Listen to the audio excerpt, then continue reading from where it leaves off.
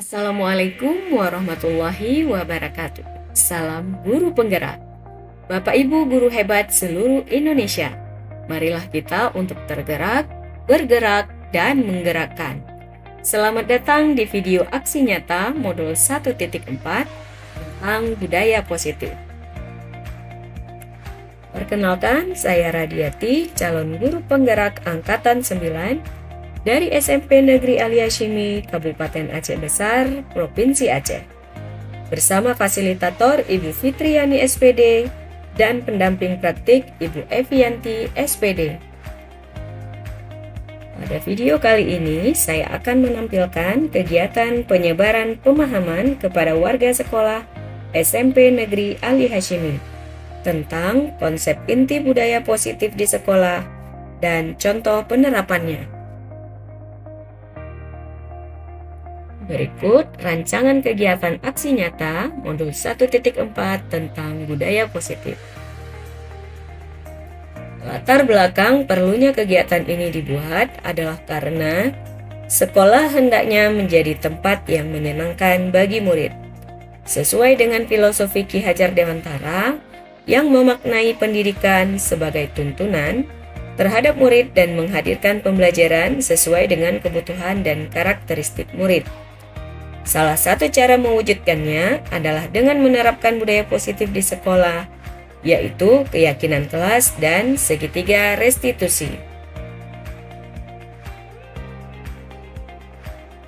Akan tetapi, guru dan warga sekolah di SMP Negeri Ali Hashimi masih belum begitu familiar dengan konsep inti budaya positif di sekolah.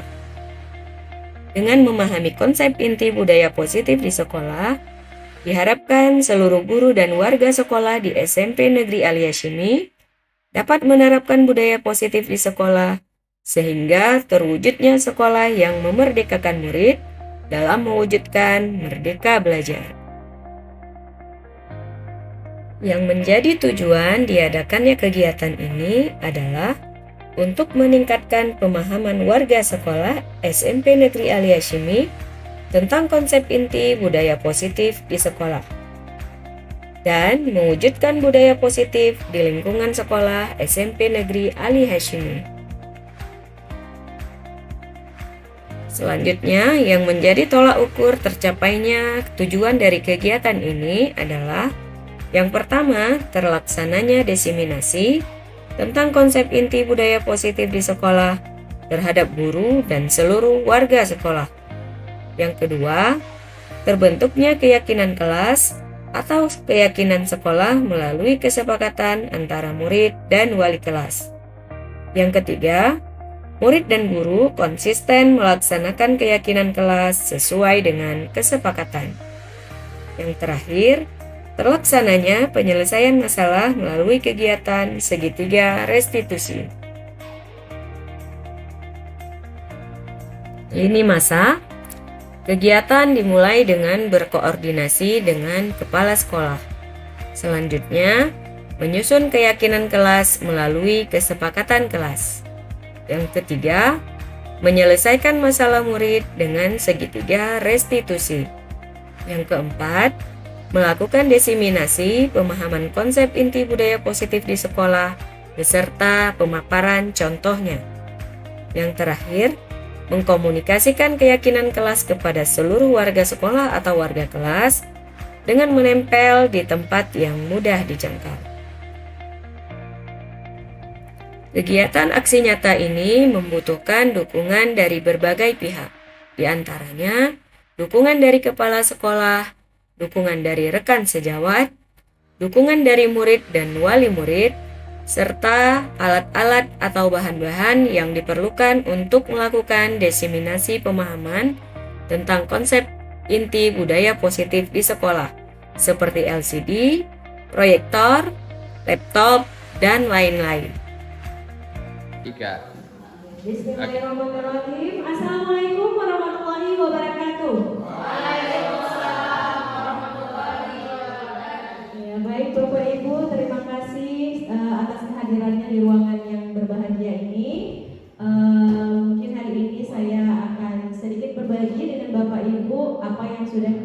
saya dapatkan selama mengikuti kegiatan pendidikan guru penggerak yang hampir 2 bulan lebih saya mengikutinya, dan insya Allah mudah-mudahan apa yang akan kita dapatkan hari ini bisa bermanfaat, gitu ya. Kata-kata penghormatan saya yang saya hormati Bapak Ibu Dewan Guru SMP Negeri Ali Hashimi serta staf karyawan yang sudah berhadir di ruangan yang berbahagia ini. Baik Bapak Ibu, ada sedikit materi yang ingin saya sampaikan terkait pembelajaran hari ini, yaitu tentang penerapan budaya positif di sekolah. Ya, Bapak Ibu, budaya positif di sekolah ini seperti kita ketahui mungkin sudah mulai kita laksanakan saat ini di sekolah kita tercinta ya. Akan tetapi mungkin ada hal-hal baru yang selama ini kita pikirkan itu baik untuk kita laksanakan, ternyata harus kita pikirkan kembali apakah kita masih boleh menggunakan hal tersebut atau tidak. Untuk hal ini mungkin untuk materi tentang budaya positif ini akan sangat erat kaitannya dengan bimbingan konseling. Mungkin Bu Fatia ya, mungkin akan ada nanti materi-materi yang memang sudah ada di bimbingan konseling yang dibahas pada hari ini, dan nanti bisa kita diskusikan kembali bersama bagaimana kita bisa menerapkannya di sekolah kita nantinya. Oke, tujuan kita melaksanakan kegiatan kita pada hari ini yaitu untuk memahami konsep dasar budaya positif dan penerapannya di sekolah. Insya Allah sekolah kita akan menjadi sekolah penggerak, mungkin bukan tahun ini, bisa jadi 2 tahun ke depan, 3 tahun ke depan, atau 5 tahun ke depan, tergantung bagaimana kita sebagai warga sekolah SMP Negeri Ali Hashimi bisa sama-sama berkomitmen atau konsisten untuk menerapkan budaya positif ini. Nah Bapak Ibu, ada sekian materi yang akan kita pelajari di kegiatan kita kali ini. Mungkin ini adalah ada 7. Yang pertama teori kontrol, disiplin positif, motivasi perilaku manusia, kebutuhan dasar manusia, posisi kontrol, keyakinan kelas, dan segitiga restitusi. Dan ini adalah semua kaitannya dengan bagaimana kita bisa menciptakan budaya positif di sekolah kita, ya, di SMP Negeri Ali Hashimi tercinta. Nah, Bapak Ibu, saya ingin mengajak Bapak Ibu untuk bermain sedikit ya. Boleh Bapak Ibu ya? Ya. Kita akan bermain cobalah buka. Jadi saya berharap Bapak Ibu bisa mencari pasangannya masing-masing. Ya, Pak mohon dokumentasi ya.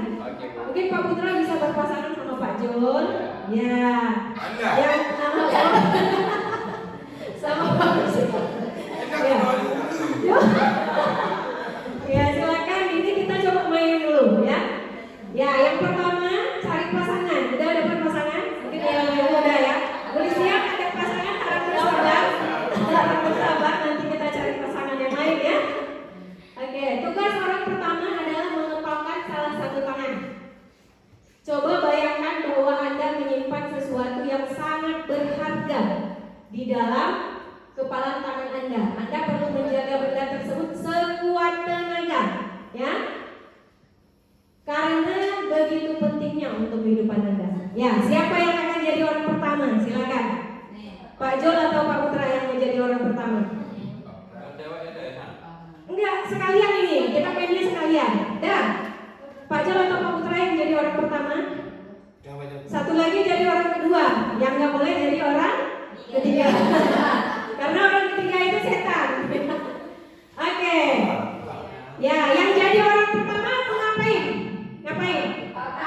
Ya, kepalkan tangan. Seolah-olah di dalam tangan itu ada sesuatu yang sangat berharga yang tidak boleh dilihat oleh orang lain. Di sini aja. Sampai duduk juga boleh, Pak. Nah, jadi bersih. Oke. Nah, tugas orang kedua.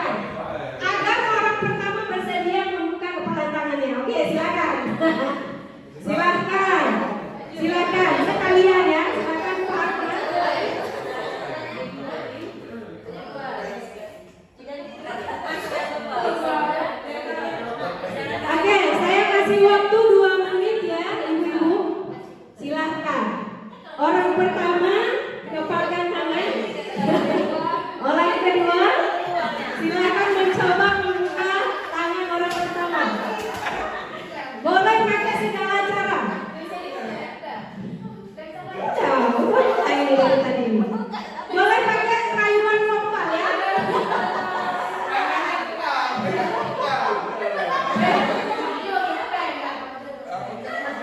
Ya, silakan dibuka. Boleh sambil menggelitik, sambil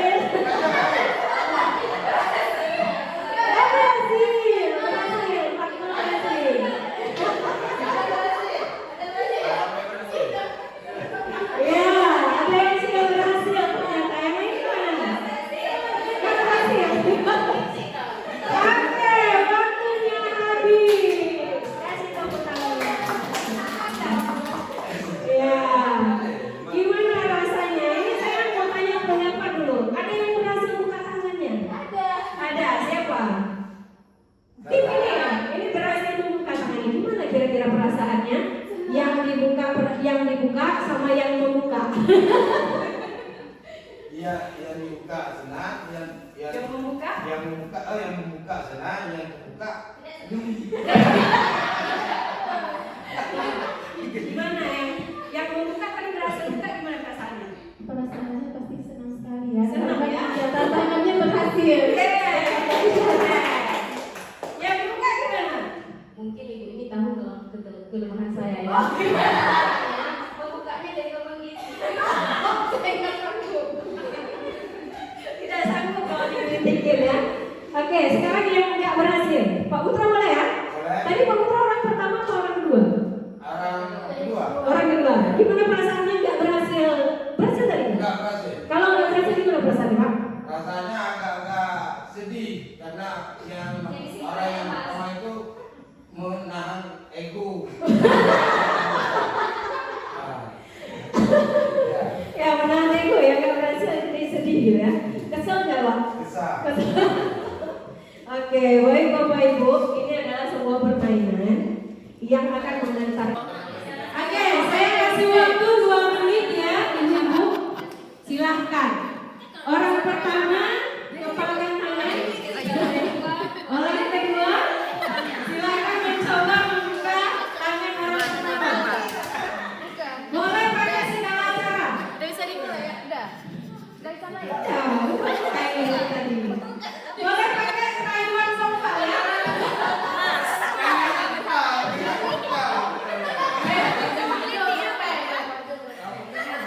Ya, silakan dibuka. Boleh sambil menggelitik, sambil Berhasil, Batman. Sampai berhasil. ya, apa yang sih nggak berhasil Pak? Tayangnya gimana? Kritik nah. Oke, waktunya habis. Kasih tepuk tangan. Ya, gimana rasanya? Ini saya mau tanya pendapat dulu. Ada yang berhasil buka tangannya? Ada. Siapa? Itu dia. Ini berhasil membuka tangannya. Gimana kira-kira perasaannya? Yang dibuka sama yang membuka. Iya, yang dibuka senang, Yang membuka? yang membuka senang, yang terbuka. Gimana ya? Yang membuka tadi berhasil buka, gimana perasaannya? Perasaannya pasti senang sekali ya. Senang ya? Tantangannya berhasil. Yang buka gimana? Mungkin ibu ini tahu kelemahan saya ya. Membukanya dengan menggelitik. Saya nggak sanggup. Tidak sanggup kalau dipikir ya. Oke, sekarang yang nggak berhasil. Pak Putra boleh ya? Boleh. Tadi Pak Putra orang pertama atau orang kedua? Orang kedua. Orang kedua. Gimana perasaannya nggak berhasil? Berhasil tadi? Enggak berhasil. Kalau nggak berhasil gimana perasaannya Pak? Rasanya agak-agak sedih karena orang yang pertama itu menahan ego. Ya, Ya menahan ego ya, kalau berhasil jadi sedih gitu ya. Kesel nggak Pak? kesal. Oke, baik Bapak Ibu, ini adalah sebuah permainan yang akan mengantarkan kita pada teori kontrol. Kira-kira apa yang bisa kita pelajari? Ketika Bapak atau Ibu memutuskan untuk membuka atau tidak tangan Bapak Ibu, itu kita pada teori kontrol. Kira-kira apa yang bisa kita pelajari? Ketika Bapak atau Ibu memutuskan untuk membuka atau tidak tangan Bapak Ibu, itu siapa yang mengontrol? Diri sendiri ya kan? Kenapa Ibu bisa membuka tangannya tadi? Walaupun digelidikin, kalau sudah sangat terpaksa terbuka ya. Jadi yang dimaksud dengan teori kontrol itu adalah ini, Bu, Bapak Ibu, bahwa selama ini kita menganggap guru itu mampu mengontrol murid. Kita kalau di dalam kelas, anak-anak duduk, ya kan? Kalau dia nggak duduk gimana? Kesal kan kita, seperti yang Pak Putra sampaikan tadi. Kita kesal, kita ketika anak-anak tidak mau mendengarkan apa yang kita sampaikan, kita kesal, sedih, pala gitu ya. Dajin gimana dugaannya? Gitu ya? Benar kan? Ya. Seharusnya yang bisa mengontrol murid itu adalah murid itu sendiri. Kita tidak bisa mengontrol mereka. Kemudian kritik dan membuat orang merasa bersalah dapat penguatan positif, efektif dan bermartabat. Kita sering bilang ke anak-anak kita kasih masukan positif.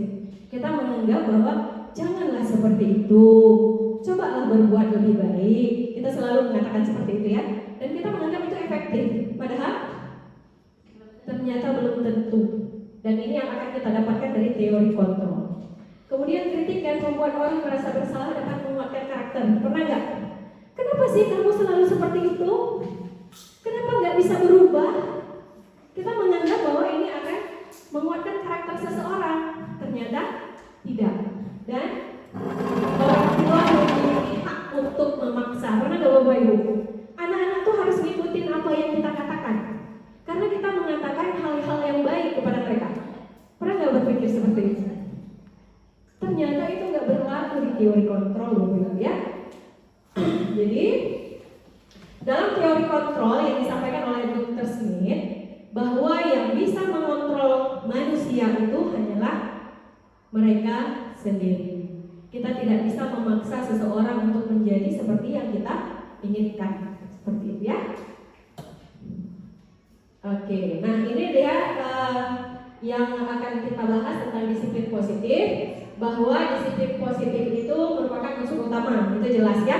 Kemudian disiplin positif dapat menciptakan murid yang bertanggung jawab dan memiliki kesadaran diri. Jadi tugas kita itu adalah membuat siswa bagaimana dia bisa memotivasi dirinya sendiri untuk melakukan apa yang dia inginkan. Tugas kita guru hanya menuntut. Kita tidak boleh menuntut. Ya, beda ya. Kalau menuntut kita ajak dia bersama-sama untuk memiliki motivasi dari dalam dirinya sendiri. Sedangkan menuntut kita memaksa siswa atau murid untuk menjadi seperti apa yang kita inginkan. Nah, ini sebagai seorang pendidik saat ini kita perlu hadir. Ini ada pertanyaan sebenarnya. Sebagai seorang pendidik, nah, ketika Bapak Ibu masuk ke ruangan ini, kira-kira motivasi apa yang mendasari tindakan? Atau nggak mesti di sini lah. Kalau Bapak Ibu ditugaskan oleh kepala sekolah, Bu Listia, ada pelatihan di hotel Grand Nangdo tanggal sekian sampai tanggal sekian. Silakan diikuti. Kira-kira motivasi mengikuti kegiatan tersebut apa? Apa kira-kira? Oke, Bu Isna. Apa motivasi Ibu mengikuti kegiatan pelatihan? Mendapatkan ilmu baru dan teman-teman baru.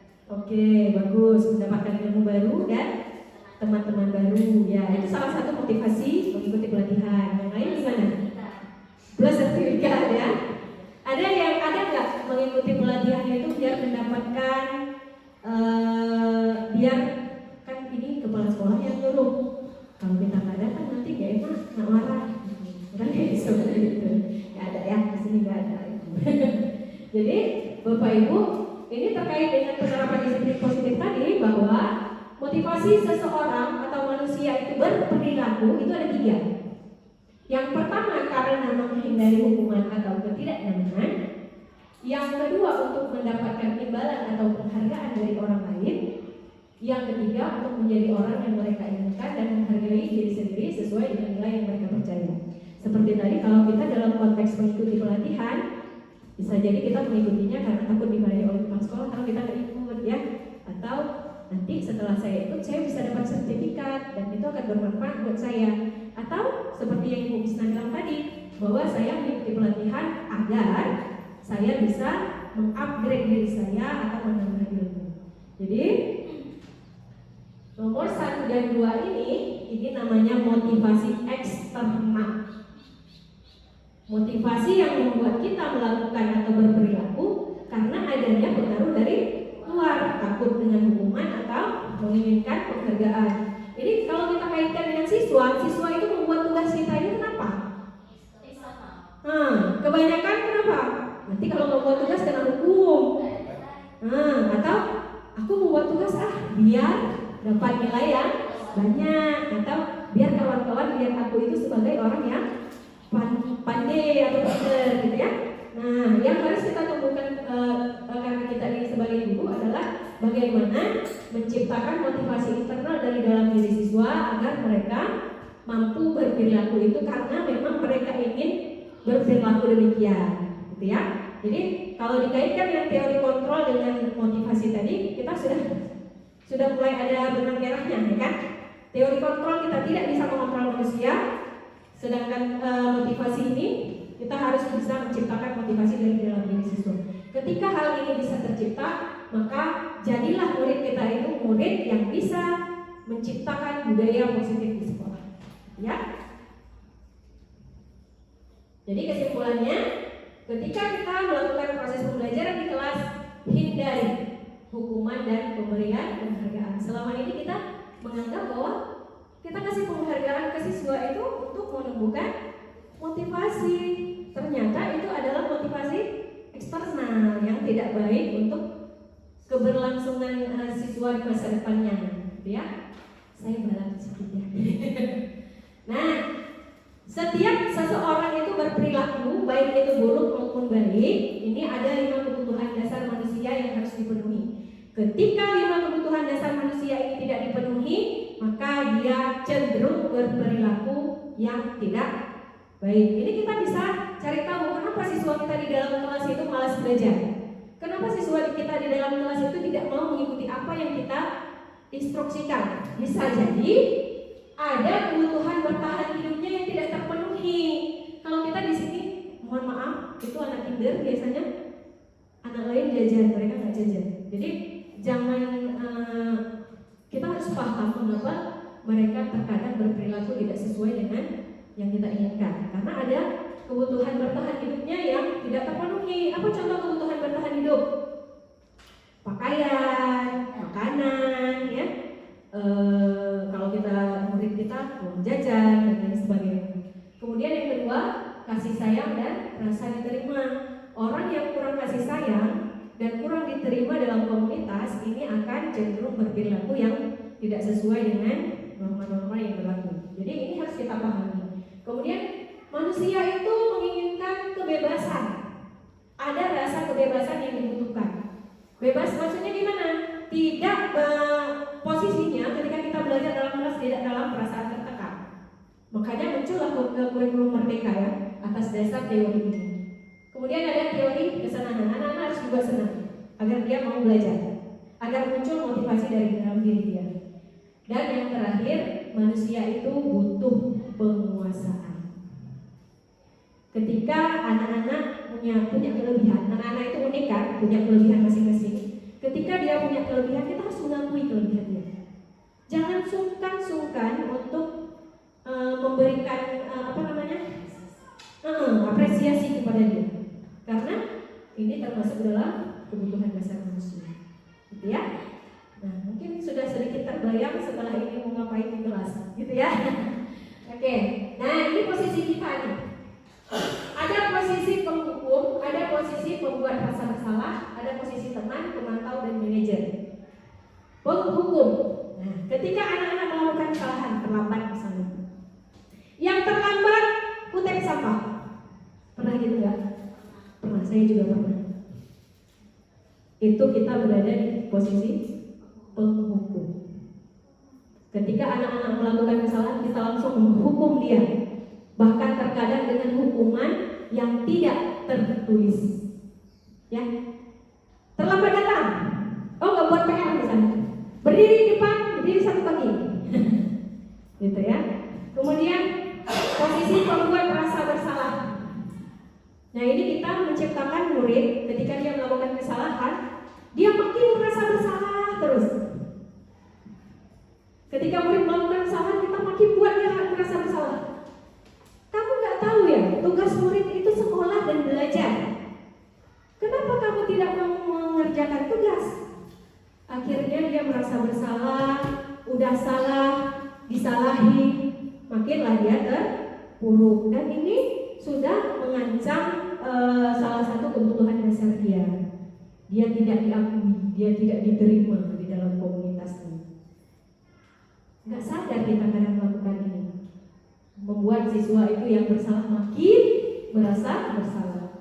Kemudian ada posisi teman. Nah ini guru kadang kita memposisikan sebagai teman. Ketika anak di sekolah, kenapa nak telat? Kenapa dia gitu?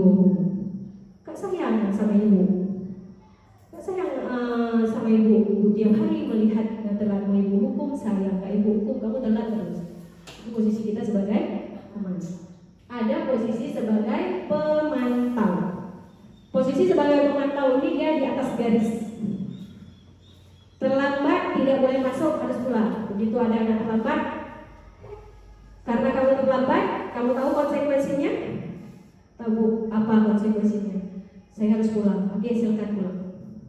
Itu posisi pemantau. Ketika ada peraturan di atas di atas garis, dia langsung apa hukumannya langsung diterapkan tanpa ada diskusi. Dan terakhir adalah posisi sebagai manajer. Nah inilah yang dibutuhkan oleh murid sebenarnya. Nanti akan saya berikan contoh bagaimana memposisikan diri sebagai manajer saat menghadapi siswa yang bermasalah. Ya, nah posisi manajer inilah yang seharusnya diambil oleh guru ketika menghadapi murid yang bermasalah. Posisi di mana guru berbuat sesuatu bersama murid, mempersilahkan murid mempertanggungjawabkan perilakunya, mendukung murid agar dapat menemukan solusi atas permasalahannya sendiri. Bapak Ibu guru hebat seluruh Indonesia, berikut adalah contoh penerapan keyakinan kelas. Assalamualaikum warahmatullahi wabarakatuh. Perkenalkan, saya Radiati, calon guru penggerak angkatan 9 dari SMP Negeri Ali Hashimi, Kabupaten Aceh Besar, Provinsi Aceh. Pada video kali ini, kita akan membahas tentang keyakinan kelas dan prosedur menyusun keyakinan kelas. Keyakinan kelas merupakan nilai-nilai kebajikan universal yang disepakati secara tersirat dan tersurat, lepas dari latar belakang suku, negara, bahasa, maupun agama. Contoh keyakinan. Ketika kita memiliki peraturan tentang penggunaan helm pada saat mengendarai kendaraan roda 2 atau motor, itu adalah untuk keselamatan. Kita juga memiliki peraturan tentang penggunaan masker dan mencuci tangan setiap saat, karena kita yakin itu adalah untuk kesehatan. Keselamatan dan kesehatan merupakan sebuah bentuk nilai-nilai kebajikan atau disebut dengan keyakinan. Keyakinan kelas merupakan suatu keyakinan akan lebih memotivasi seseorang dari dalam. Seseorang akan lebih tergerak dan bersemangat untuk menjalankan keyakinannya daripada hanya sekedar mengikuti serangkaian peraturan tertulis tanpa makna. Sekarang mari kita lihat prosedur pembentukan keyakinan kelas. Langkah pertama, mempersilahkan warga sekolah atau murid-murid di sekolah atau kelas untuk bercurah pendapat tentang peraturan yang perlu disepakati di sekolah atau di kelas. Yang kedua, mencatat semua masukan-masukan para murid atau warga sekolah di papan tulis atau di kertas besar atau kertas ukuran poster di mana semua anggota kelas atau warga sekolah bisa melihat hasil curah pendapat. Yang ketiga, susunlah keyakinan kelas sesuai prosedur atau pembentukan keyakinan sekolah atau kelas Gantilah kalimat-kalimat dalam bentuk negatif menjadi positif.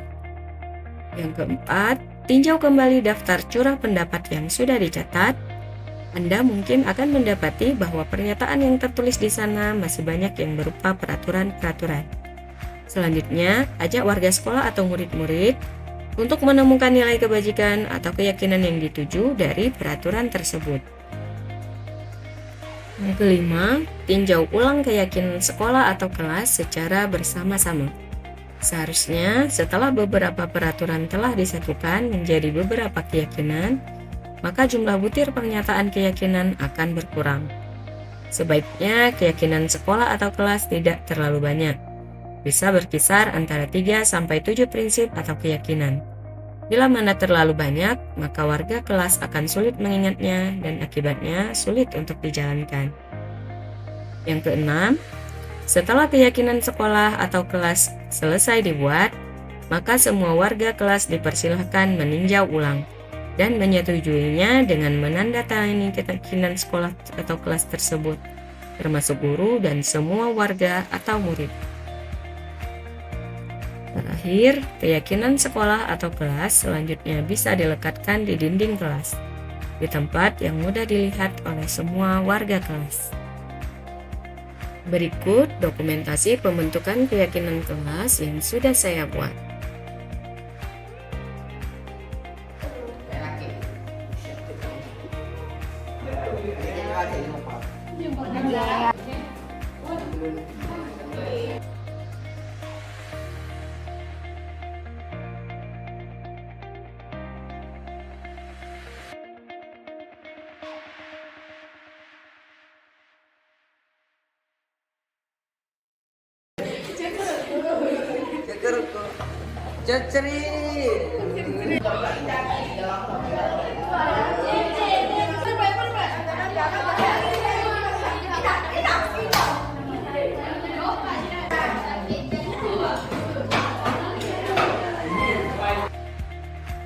Demikian video tentang prosedur pembentukan. Jadi kita bersama-sama murid, mungkin Bapak Ibu sudah menonton penerapan segitiga restitusi yang pernah saya buat, kira-kira begitulah contohnya, ya. Nah, ini keyakinan kelas berbeda dengan peraturan kelas. Nanti kita akan coba belajar bagaimana cara menyusun keyakinan kelas. Dan terakhir ini segitiga restitusi, yaitu proses dialog yang dijalankan oleh orang tua, guru atau orang tua agar dapat menghasilkan murid yang mandiri dan bertanggung jawab. Nah, kira-kira seperti inilah tahapan segitiga restitusi. Yang pertama, ketika ada anak-anak yang berbuat kesalahan, yang harus kita lakukan adalah menstabilkan identitas dia. Tadi dia orang yang bersalah kan? Kita stabilkan dulu identitas dia sehingga dia merasa bahwa setiap kesalahan yang dilakukan itu adalah hal yang wajar. Kita boleh menyampaikan itu kepada anak-anak. Sehingga ketika dia merasa bersalah, dia tidak, oh aku kan wajar melakukan kesalahan. Tidak kita buat down lagi dia dengan, kamu itu salah. Kemudian langkah kedua, validasi tindakan yang salah. Ketika anak-anak sudah mulai stabil identitasnya, dia tidak lagi merasa dipersalahkan, kita validasi bahwa ada nggak yang salah dari yang kamu lakukan, seperti itu ya. Sehingga anak-anak paham, oh iya ya, aku salah. Dan terakhir menanyakan keyakinan, adakah keyakinan yang kalian langgar ketika kalian melakukan kesalahan tadi? Ya, Bapak Ibu. Nah, sudah habis. Kalau udah pakai sampai di slide ini kayaknya udah sangat menyenangkan. Oke, Bapak Ibu, mungkin sekian dari saya tentang budaya positif. Ada yang bertanya, boleh? Atau oh ya boleh. Kalau nggak bisa dijawab, nanti nggak dijawab. Assalamualaikum warahmatullahi wabarakatuh. Bisa kembali ke belakang? Boleh. Di 5 kebutuhan khusus tadi. Yang poin pertama, bertahan hidup. Misalnya waktu kita masuk ke kelas, kita ambil contohnya misalnya dia belum makan, atau memang ada jajan, atau misalnya bajunya udah kuning dia malu masuk ke kelas, apa yang harus kita lakukan? Oke, baik, terima kasih. Pertanyaannya bagus sekali ya. Jadi ketika ada kebutuhan dasar anak-anak yang tidak terpenuhi, nah apa yang harus kita lakukan? Ketika kebutuhan anak-anak tidak terpenuhi, dia salah nggak? Enggak ya? Bukan salah dia ya kan? Karena ada kebutuhan dasar yang memang harus terpenuhi dan itu bukan salah dia. Karena itu kebutuhan dasar manusia yang harus terpenuhi. Ketika itu tidak terpenuhi, kira-kira kalau ada anak di dalam kelas belum makan, terus kita ngajar di depan, anak-anak bakal memperhatikan itu? Tidak. Dia sibuk sama urusan perutnya. Aduh, lapar kali, itu yang ada di pikiran dia kan. Aduh, lapar kali, gimana nih belum makan? Masa kasih dia makan. Nah, jadi sama aja, kita paksa anak tersebut untuk tetap mengikuti apa yang kita ajarkan, maka itu kita tidak akan mendapatkan sesuatu dari dia. Dan saya yakin dia tidak akan terlibat dalam proses pembelajaran yang kita jalankan pada hari itu. Maka apa yang harus kita lakukan? Iya, penuhi dulu kebutuhan dasarnya. Setiap orang melakukan perilaku itu punya tujuan. Ada tujuannya untuk memenuhi kebutuhan dasar. Memang peraturannya tidak boleh makan di dalam kelas. Tapi kalau dia mau makan gimana? Ya kita harus kasih kesempatan dengan cara menerapkan segitiga restitusi tadi, ya. Kita kasih dulu dia kesempatan sudah makan, setelah selesai makan dia boleh bergabung belajar. Nanti jam istirahat boleh kita panggil. Kita terapkan segitiga restitusi tadi. Yang penting kebutuhan dasarnya itu kita penuhi terlebih dahulu. Seperti itu ya. Ada lagi yang mau ditanyakan? Oke, sudah. Kalau sudah, cukup sekian yang bisa saya sampaikan. Untuk contoh mungkin Bapak Ibu sudah bisa menonton sendiri di YouTube yang sudah saya kirim di grup ya. Saya akhiri. Assalamualaikum warahmatullahi wabarakatuh. Ya, mungkin untuk selanjutnya kita lanjut ke pembatik sedikit saja. Barang 5 menit ya Bu Rono ya. Ya, karena kalau di pembatik ini cuma butuh foto aja.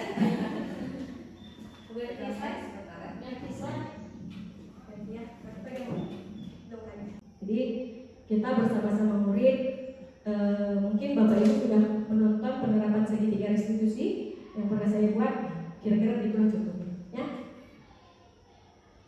Nah, ini keyakinan kelas berbeda dengan peraturan kelas. Nanti kita akan coba belajar bagaimana cara menyusun keyakinan kelas. Yang terakhir ini segitiga restitusi, yaitu proses dialog yang dijalankan oleh orang tua, guru atau orang tua agar dapat menghasilkan murid yang mandiri dan bertanggung jawab. Nah, kira-kira seperti inilah tahapan segitiga restitusi. Yang pertama, ketika ada anak-anak yang berbuat kesalahan, yang harus kita lakukan adalah menstabilkan identitas dia. Tadi dia orang yang bersalah kan? Kita stabilkan dulu identitas dia sehingga dia merasa bahwa setiap kesalahan yang dilakukan itu adalah hal yang wajar. Kita boleh menyampaikan itu kepada anak-anak. Sehingga ketika dia merasa bersalah, dia tidak, oh aku kan wajar melakukan kesalahan. Tidak kita buat down lagi dia dengan kamu itu salah. Kemudian langkah kedua, validasi tindakan yang salah. Ketika anak-anak sudah mulai stabil identitasnya, dia tidak lagi merasa dipersalahkan, kita validasi bahwa ada nggak yang salah dari yang kamu lakukan, seperti itu ya. Sehingga anak-anak paham, oh iya ya aku salah. Dan terakhir menanyakan keyakinan, adakah keyakinan yang kalian langgar ketika kalian melakukan kesalahan tadi? Ya Bapak Ibu, nah sudah habis. Kalau udah pakai sampai di slide ini kayaknya udah sangat menyenangkan. Oke Bapak Ibu, mungkin sekian dari saya tentang budaya positif. Ada yang bertanya boleh? Atau oh ya boleh. Kalau nggak bisa dijawab nanti nggak dijawab. Assalamualaikum warahmatullahi wabarakatuh. Bisa kembali ke belakang Boleh. di 5 kebutuhan khusus tadi. Oke. Yang poin pertama, bertahan hidup. Misalnya waktu kita masuk ke kelas, kita ambil contohnya misalnya dia belum makan, atau memang ada jajan, atau misalnya bajunya udah bunyi dia malu masuk ke kelas, apa yang harus kita lakukan? Oke, baik, terima kasih. Pertanyaannya bagus sekali ya. Jadi ketika ada kebutuhan dasar anak-anak yang tidak terpenuhi, nah apa yang harus kita lakukan? Ketika kebutuhan anak-anak tidak terpenuhi, dia salah nggak?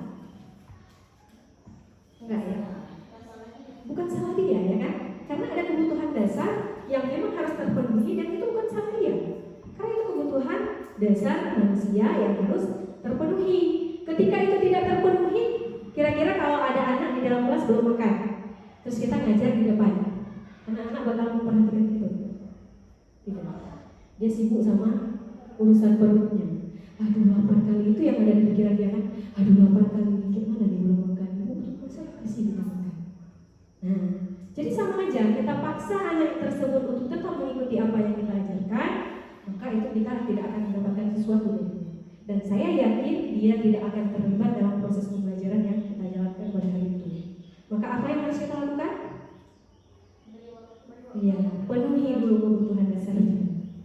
Setiap orang melakukan perilaku itu punya tujuan. Ada tujuannya untuk memenuhi kebutuhan dasar. Memang peraturannya tidak boleh makan di dalam kelas. Tapi kalau dia mau makan gimana? Ya kita harus kasih kesempatan dengan cara menerapkan segitiga restitusi tadi, ya. Kita kasih dulu dia kesempatan sudah makan. Setelah selesai makan, dia boleh bergabung belajar. Nanti jam istirahat boleh kita panggil. Kita terapkan segitiga restitusi tadi. Yang penting kebutuhan dasarnya itu kita penuhi terlebih dahulu. Seperti itu ya. Ada lagi yang mau ditanyakan? Oke, kalau sudah cukup sekian yang bisa saya sampaikan. Untuk contoh mungkin Bapak Ibu sudah bisa menonton sendiri di YouTube yang sudah saya kirim di grup ya. Saya akhiri. Assalamualaikum warahmatullahi wabarakatuh. Ya, mungkin untuk selanjutnya kita lanjut ke pembatik sedikit saja. Barang 5 menit ya Bu Ron ya. Ya, karena kalau di pembatik ini cuma butuh foto aja.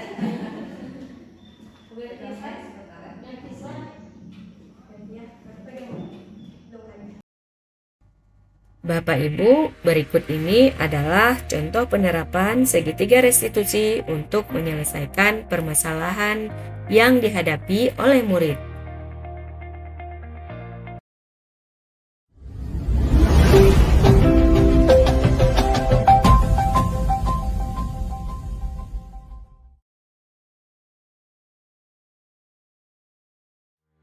Assalamualaikum warahmatullahi wabarakatuh. Perkenalkan, saya Radiati, calon guru penggerak angkatan 9 dari SMP Negeri Ali Hashimi, Kabupaten Aceh Besar, Provinsi Aceh. Pada video kali ini, saya akan menampilkan praktik penerapan segitiga restitusi yang merupakan tugas demonstrasi kontekstual pada modul 1.4 tentang budaya positif. Sebagai informasi, segitiga restitusi merupakan suatu proses dialog yang dijalankan oleh guru atau orang tua agar dapat menghasilkan murid yang mandiri dan bertanggung jawab. Segitiga restitusi dapat dilakukan melalui 3 tahapan. Yang pertama adalah dengan menstabilkan identitas. Murid yang melakukan kesalahan harus bisa kita stabilkan identitas dengan cara mengatakan bahwa kesalahan merupakan suatu hal yang wajar dan kesalahan merupakan bagian dari pembelajaran. Dengan menstabilkan identitasnya dari orang yang gagal menjadi orang yang sukses. Langkah yang kedua yaitu validasi tindakan yang salah.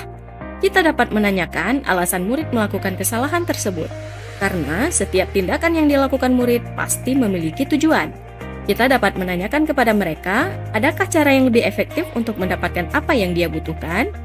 Maka selanjutnya adalah menanyakan keyakinan. Ketika murid sudah mengetahui kesalahannya, maka kita bisa menanyakan keyakinan kelas atau sekolah yang telah disepakati, dan murid ingin menjadi orang seperti apa. Dengan demikian, murid akan mampu bertanggung jawab dan mandiri dalam menyelesaikan permasalahannya. Selanjutnya, mari kita saksikan cara penyelesaian kasus dengan menggunakan segitiga restitusi berikut ini.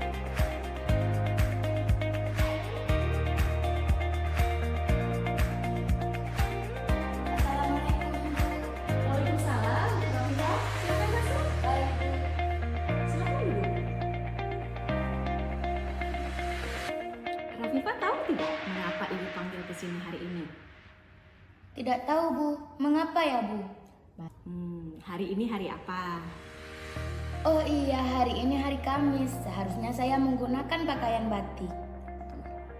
Rafifah, semua manusia itu pernah melakukan kesalahan, termasuk ibu. Ibu juga tidak luput dari kesalahan. Akan tetapi, yang harus kita pikirkan adalah bagaimana kita bisa menjadi orang yang lebih baik lagi dan mencari solusi terhadap permasalahan ini. Iya, Bu. Nah, sekarang Ibu ingin tahu mengapa Rafifa mengenakan pakaian yang tidak sesuai dengan aturan sekolah kita. Ya, Bu, soalnya baju batik saya kemarin kebasahan kena hujan. Saat tadi malam, saya main HP hingga larut malam, sehingga saya lupa menjemur baju batik saya yang kebasahan kena hujan. Karena hari ini ada ekstrakurikuler pramuka, maka saya berinisiatif untuk memakai pakaian pramuka dari rumah. Baik, menurut Rafifa, keyakinan sekolah apa yang perlu Rafifa tingkatkan? Disiplin, bertanggung jawab, dan menghargai diri sendiri, Bu. Wah, benar sekali. Ibu setuju dengan Rafifa. Sekarang, apakah Rafifa yakin akan pentingnya disiplin, tanggung jawab, dan menghargai diri sendiri? Yakinlah, Bu. Oke, bagaimana Rafifa akan melakukannya? Saya akan lebih bertanggung jawab terhadap barang-barang yang akan saya gunakan, khususnya seragam sekolah, lebih disiplin lagi dalam berpakaian dan menghargai diri sendiri dengan tidak tidur terlalu larut malam. Wah, bagus sekali. Kira-kira kapan Rafifa akan memulainya?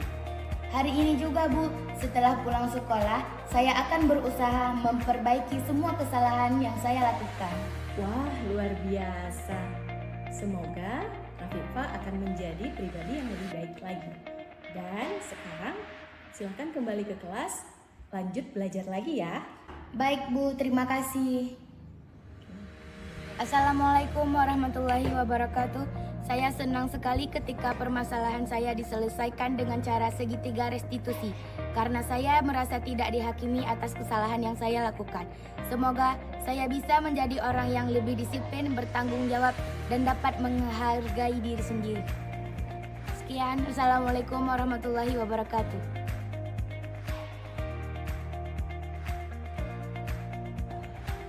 Assalamualaikum, Bu. Waalaikumsalam, Jihan. Silakan masuk. Bagaimana kabarnya hari ini? Sudah lama kayaknya Ibu nggak ngobrol sama Jihan. Kabar saya kurang baik, Bu. Terlalu banyak masalah di rumah, buat kepala saya jadi pusing. Namanya juga hidup ya Jihan. Pasti ada aja masalahnya. Kira-kira kenapa Jihan ada di sini saat ini? Iya, saya tahu, Bu. Saya sering tidak hadir ke sekolah tanpa kabar. Tapi saya kesel, Bu. Kakak saya selalu berantem di rumah. Dia asik marah-marah saja. Saya dianggap adik yang tidak berguna. Ya Jihan, Ibu mengerti apa yang kamu rasakan. Kita sebagai manusia tentunya sangat ingin dihargai, bukan? Apalagi oleh saudara sendiri. Iya, Bu. Saya kesel sekali. Kalau Ibu jadi Jihan, mungkin Ibu pun akan melakukan hal yang sama. Tapi Jihan tidak ke sekolah tanpa kabar. Pasti ada alasan kan? Iya, Bu. Saya jadi malas pergi sekolah biar orang di rumah tak marah sama saya. Menurut saya jelek. Cuma saja jika saya sekolah, saya tidak bisa belajar. Ya, wajar saja ketika mood kita kurang bagus, kita akan malas melakukan apa-apa. Untung saja Jihan tidak sampai lari dari rumah. Coba kalau Jihan melakukan hal yang lebih aman, iya kan?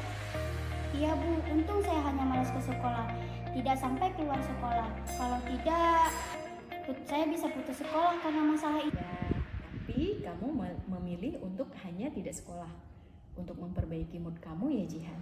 Iya, Bu. Nah, sekarang coba kita lihat.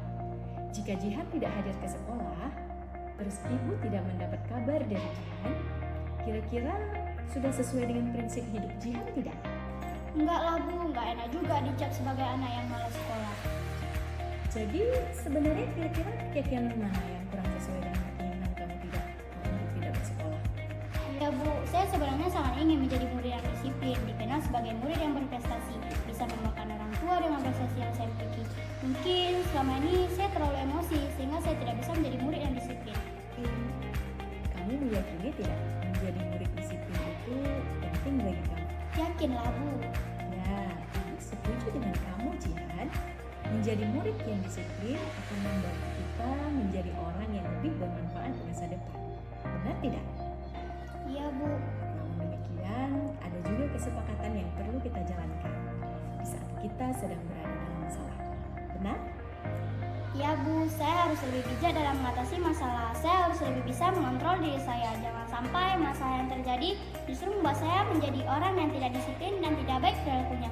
Mungkin saya bisa mengambil waktu sejenak sebelum saya memutuskan untuk tidak ada ke sekolah tanpa sebab dan tanpa kabar. Kira-kira Jihan bersedia memperbaiki masalah ini tidak? Bersedia Bu. Jika Jihan akan memperbaiki masalah ini, Jihan akan menjadi orang seperti apa?